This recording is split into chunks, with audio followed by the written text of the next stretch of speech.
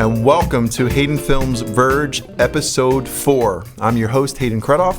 And I am your co-host, Alec Barber. Awesome. This is going to be a great show. Mark and I go way back. So Mark Glacken is going to be joining us. He's the president and founder of the Alliance.com, and he should be here shortly. Matter of fact, here's Mark right now. Welcome to the show. How are you doing today, Mark? Great. Happy to be here. Welcome. So, Mark, this has been a long time in the making. We've been talking about having you as a guest, and we talked about this since about 2011, I think, for the Alliance, some of the things that you talked about. So tell us a little bit about your summer, because I heard you had a really awesome summer, and our listeners definitely want to hear about what were you doing in July? Like, what was going on?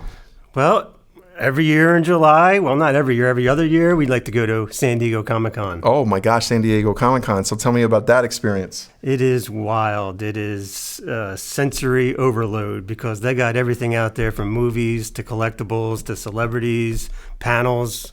You name it, it's out there. And you're an avid toy collector yourself. I heard that the Lego minifigure lines there are absolutely insane. Can you attest to that? Yes, I can. I've been in many Lego minifigure lines. What was your longest minifigure line? Probably this year. There's one hotel that you can get a good distance away from the convention itself. You say, well, we got to be at least a mile away. Mm-hmm. And those lines wrap around the marina down there. And so what you're saying crazy. Is that once you get behind the marina area, yeah. you already know about where you should or should not be. And if it's a little bit too far, you know you're in big trouble. Is that what I'm hearing? Yes. And is the minifigure guaranteed? Is that why people wait there so long? No, it's actually they've gone to a direction of lotterizing a lot of the exclusives. Oh. And the minifigure is the only one that isn't lotterized. So it's the only freebie that people can get without participating in a lottery. Okay, so just in case our audience doesn't understand what the lotterization is of these collectibles or exclusives, tell us what it was like before they lotterized and what it is now. Well, before it was first come, first serve. Okay. So you woke up in the morning or you slept out overnight to get a ticket for an event, such as Hall H, which is the big panel where celebrities come and they promote their movies. Big major premiere. Yeah. Okay. So that everybody went in that line, because they could get a chance to get into Hall H. Now they lotterize things for such as exclusives for, Hasbro or Mattel. So you already know ahead of time whether you got a ticket for this event. So people aren't waiting in those lines anymore. So what do? They go to the Lego minifigure line because it's not a lottery system. Mm-hmm. So, they know the system going every year. There's something changes every year. So it sounds like the first come, first serve system that was, I guess, at least a better chance, better odds mentally. If you're traveling to San Diego and you've wanted to come to the Comic-Con, you liked that process because you could say, you know what, I could get up early. I get up at 3 o'clock. I might not sleep and I might have a chance.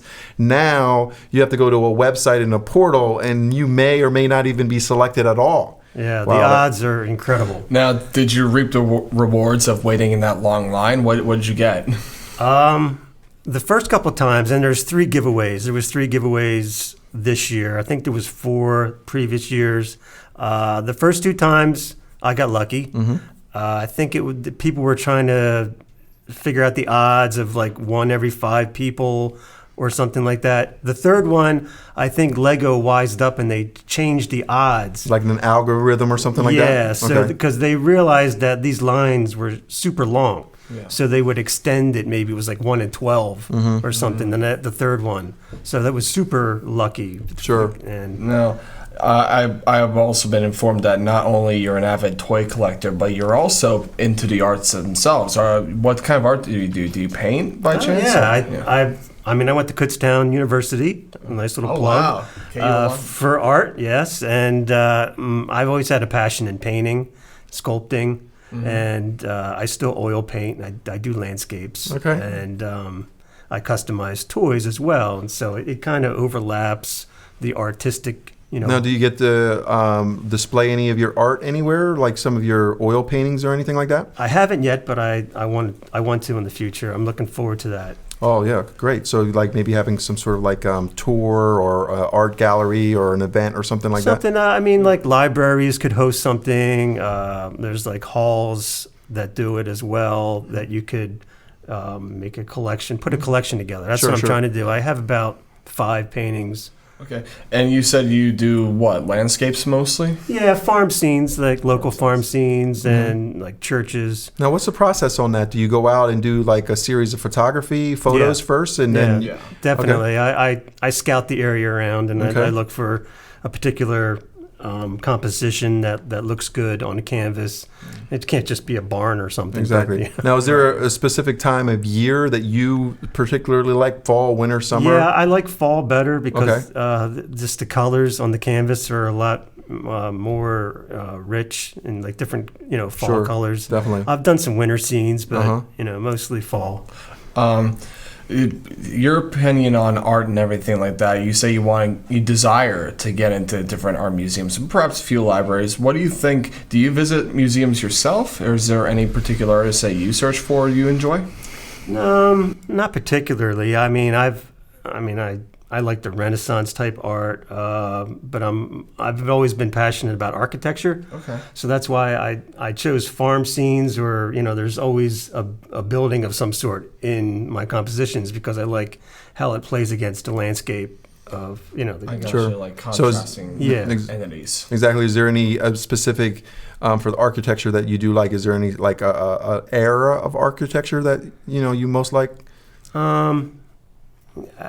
Not really. I tend to like most of it, just the Victorian type homes and, Okay. and things like that. But Beautiful. And I mean, down in your area, I mean, aren't you in the Philadelphia area? Aren't you? And I mean, that's a rich culture of architecture, I think, with some of the buildings in definitely Philadelphia area for Yeah. sure. Yeah. Awesome. So you get to go to Philadelphia and everything all the time. So with your paintings, do you also just do straight photography in your own time? Is there any specific like stuff we can check out your art at? No, but I hope to show some of it on the up and coming website. Sure. I mean, that's a perfect transition because Yeah, I know yeah. we're ready to hear about the Alliance.com. Yeah. So Awesome. tell us about the Alliance.com because I think there's a little bit of a story in that as well. Even the spelling of the website, things like that. So take us back to where the inspiration for the website first came and what led you to, coming up with the website idea and what it's all about. I have to say that it has to deal with major toy collecting, Okay. the hobby of toy collecting. So it's the basis of toy collecting. Your Yes. toy collecting or toy collecting in general? Well, my toy collection. Okay. It started out as a hobby and turned into an obsession. Really. wow. So my feeling was I needed to document it correctly for just inventory. Maybe, of course, insurance purposes. Sure. To document everything, photograph everything, and what was I going to do with it? I needed to put it on some kind of platform. You say inventory. How many toys do you exactly have, or is it just an unbelievable number? It's never increasing number. It's never stopped. It's never decreased. Oh It's, gosh. it might have decreased once, but it's still growing to this day. Okay. So it's, do we have like a number, a guestimate? Is there any I way would, to? 100,000. 100,000 something toys? around there. Okay. Wow. Yeah. Yeah. So it's obviously taking you a long time to collect this, put this collection together. Is the website going to be something where people from the global community that appreciate toys, that want to talk about these particular items, can come to your website and participate? What do you envision? I hope so because, as a website, you want it to grow and get popular. And I want them to be able to come to the website, look at my collection as a resource material.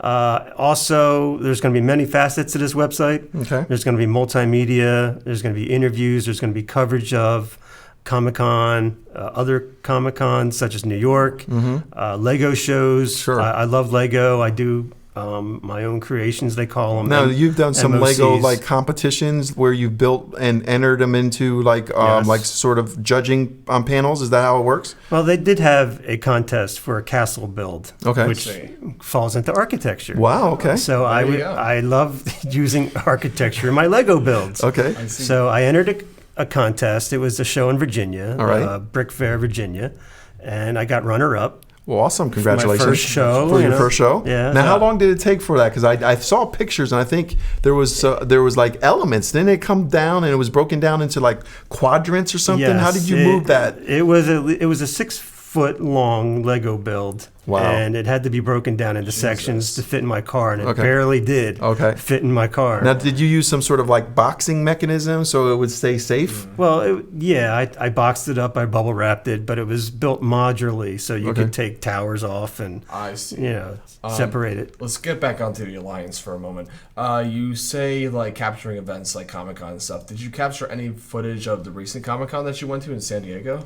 Yes, I took many photos. I went to some panels. I had some coverage of toy, displays for Hasbro and Mattel, and I hope to. Many people use websites as resource material. Because they can't get to these conventions, so they go to websites and they check out the new toy releases for the upcoming year. Yeah. And which is what they do out there. All those toy companies meet at San Diego and Chicago and New York to let the fans know what's coming out. So I hope to report that back. Sure. And you had a special interview. You were on the floor of the convention center. Who did you interview, and how did that interview come about?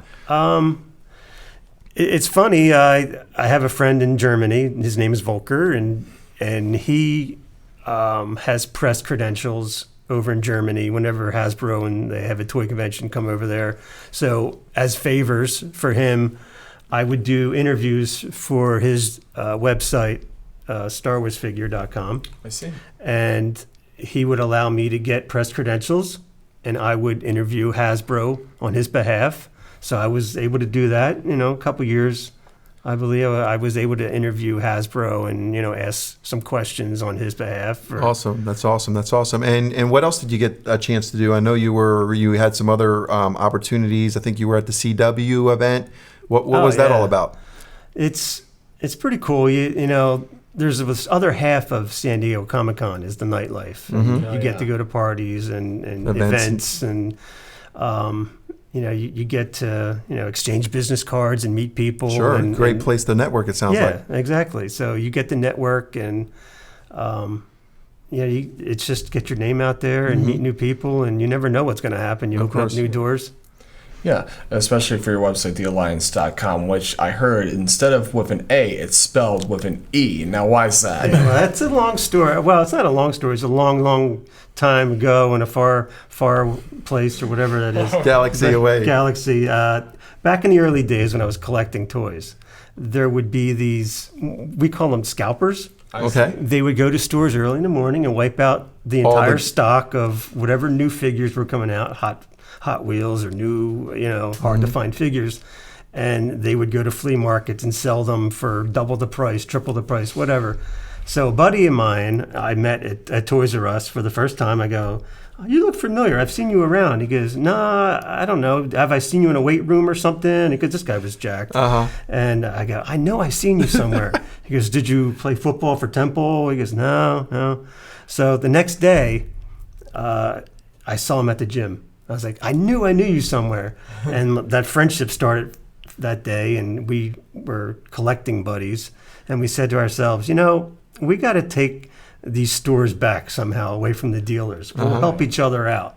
We made an alliance. All right. So that's how the alliance began. And the E, I applied for an alliance.com immediately when .coms were new. Okay. To avoid any kind of technicalities of the Alliance Right. or the Republic or the dark side, I chose an E instead of an A. That's smart. Okay, That's why very smart. trademarking. Definitely. So I didn't definitely. want to tread on any. You didn't want to tread on any potential trademarks. trademarks or Yes. copyright issues or anything like that. That's excellent. So, how can some of our listeners and our viewers and people around the world, how can they find you on social media so they can start following you and learn about all of the things that the Alliance.com does? Well, it's thealliance.com is the website. There will be a Twitter, of course, and Facebook. I think it's the Alliance _360. Okay, and we'll tag everything in this as Yeah. well. Be sure to. Definitely. So, what's next? I mean, what do you see your future? And we always ask someone, where do they see, their next project? Are you working on anything else? Past the Alliance? Anything else that is interesting for you right now? Well, right now I'm just working on that, trying to get it off the ground. It's at the early stages of the website development, and it's nonstop working. Editing my photos is like a nonstop job for me. Sure. I want to do customizing, how-to videos. Okay. For my customs, I'm looking forward to selling customs, selling off some of my larger stock of toys. Okay. So you can come to the website. You can buy things, maybe commission something like a custom figure to be made. Awesome. Yeah, that's awesome. So again, just for our audience, because I know not everyone understands the customization process, and I know obviously because I know you, but can you walk a custom toy and how it becomes a toy and the whole process? So most customs, and there's a lot of people out there that do it. It's a hobby. They take an existing action figure or a toy, and they take it apart, repaint it, put it back together, or they could add some sculpting effects to it. There'll be some how-to videos on my website on the subject, and then it's an entire new character. And it's an entirely new character that hasn't been produced yet, or it could be another Superman. Like he just wants to make a different Superman. Yeah, sure. So he'll take an existing figure like Batman, take him apart, repaint him as Superman, put him back together, and it's a custom figure. Oh, there we go. So where, I want to transition because you and I have these conversations, and I know, Alec, you've been part of some of these conversations. We have the different Marvel universe, we have the DC universe, and we have, all these movies that have been made. And quite frankly, they've been killing the box office, especially with Disney's acquisition of Marvel. But from a fan base, from I know you're a fan, what do you feel the stories, how do you feel that they're going today versus, when you fell in love with the stories maybe years ago? What is your take on everything? Well, I'm a Marvel fan. Okay. I have been since age 10. Yeah. Since the first day I bought a comic book. My brother, he was DC, so he's the DC expert. Okay. So we collected comic books throughout our lives, and we read them and fell in love with the stories, and it was the Bible to us, and when you see these movies come to life, the characters that you read and Grew up on and everything. and everyone has their own vision of what the movie should be, and it's impossible to appease every single fan out there. Definitely. And I fought it at first, with the different nuances of the movie making. I was a stickler for, that guy has to be in his costume. Why isn't he wearing his costume? It doesn't make sense. Yeah. That's who that character was. I didn't know he wasn't in his costume. But I kind of, after a while, it's like, okay, well, I gave up. This is just an alternate reality to me, and the movies are entertaining. I give them that. And, if they don't want to stick to the canon of the comic books, I don't mind anymore. Yeah. Yeah.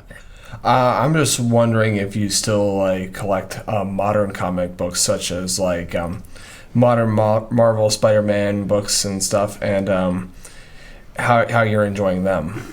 I don't. You I don't? don't collect new comic books. Okay. So you hung up the cape on that, so to speak? The Heroes Reborn storyline. Okay. It goes back a while, when they killed off all the characters and started fresh.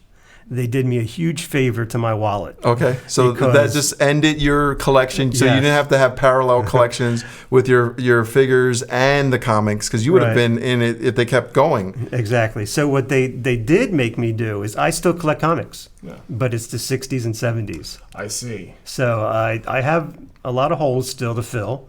The Captain America line is still not full. Fantastic Four won't happen because the first 10 issues are out of my price range. I do have complete runs of the Avengers. Well, you still have a way to get those top 4 because you get rid of some of your bulk on some of the I other don't stuff. think it's still going to happen. No, those are real. Yeah, they're too Now, expensive. Yeah. Mark, while you're obviously an appreciator of the classics and everything like that, I'm wondering what your opinion is on perhaps newer generations of people looking at these superhero films, looking at these superhero comics. Do you think that the whole scope of superhero and pop culture has gone like 10 times bigger? And how do you react to that? Well, I mean, for anyone who grows up with a particular film franchise, like it was for me, it was Star Wars. Any of these youngsters now, or this is the first time they're going to see these movies, I mean, they're going to fall in love with the characters just the same as I did, you know, when I grew up. So, I mean, they're reading new comic books. They're going to the movies to see these. It's a great time to be a Marvel fan or a comic book fan because, I mean, there's been so many movies out there. It's almost overkill now. I mean, but through this whole process, movie studios fought tooth and nail to keep away from this genre of superhero movies. It's like for some reason they thought it was corny, like the Adam West Batman. Yeah. That's what they were thinking the whole time. It's going to be this 60s Batman, Adam West type movie. They didn't want to Sure. put their feet into it. So, real quick, I'd like to ask you what comic book hero, Marvel or DC, anyone that you could choose, that you would like to be redone, done over, or put to rest permanently. Is there anything out there that you would like to see redone or expanded upon?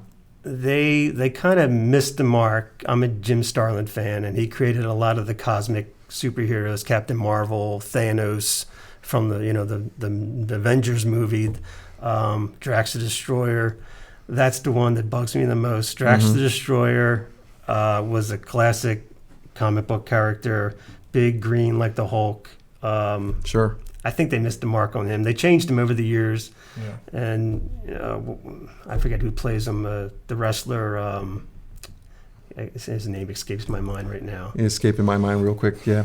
I got nothing. No, it's okay. So listen, we really appreciate you stopping by. Yeah.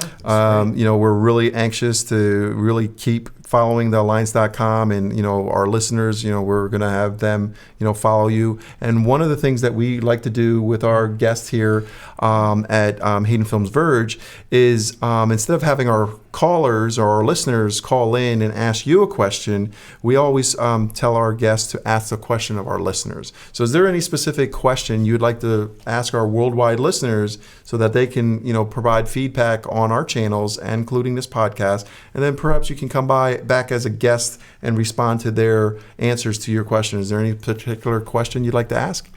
Well, sure. A big one is, since I'm putting this website together and there are hundreds of them just like it, how could I make it different than the other websites? And what would you like to want to see coming to this website? Oh, that's a wonderful question. That's actually really nice. That's a great question. Yeah, any feedback or advice Sure. is always welcome. Welcome. So we would definitely call on all of the Haydenfilms Verge Nation members to answer Mark Latkin's question about what you would like to see on your website as features, Alliance.com. And again, we want to thank you for coming to our show. And listen, if there's anyone out there that is interested in being the next guest on Haydenfilms Verge, please send us an email at info@haydenfilmsinstitute.org or tag us on Instagram at Haydenfilms. Mark Lachlan of the Alliance.com. It was a pleasure having you on. Well, Thanks a thank lot, you. Mark, for stopping Happy to by. be here. Appreciate it.